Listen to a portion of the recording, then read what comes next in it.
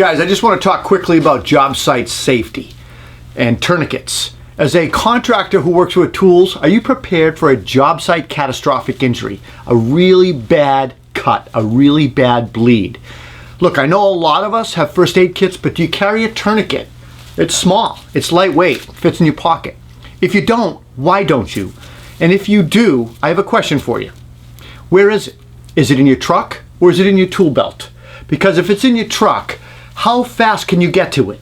Can you get to it in 60 seconds? And then can you apply the tourniquet to a patient in 60 to 120 seconds? If that answer is no, you guys might want to reconsider where you keep your tourniquet. It should be either in your tool belt, in your tool bag, or on your person. Tourniquets, they're an extremely effective way of stopping serious blood loss. And basically a tourniquet is a compressing device. It's used to control arterial and venous blood loss, blood flow from the leg or arm. Tourniquets work by applying kind of a circular pressure around the injured limb. And that pressure is then transferred to the walls of blood vessels, arteries, and it restricts them, resulting in the stoppage of blood loss. So it makes sense. If you or someone on your crew cuts themselves bad, and I mean real bad, you only have 3 or 4 minutes, less with kids, to stop that blood loss.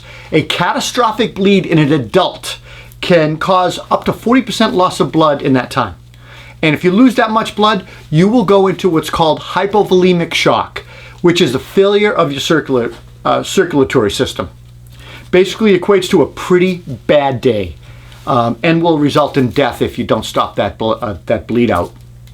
So guys, look, the effectiveness of tourniquets, they've been proven by the US military, the Israeli military. A good quality tourniquet should cost you between 15 and 20 bucks.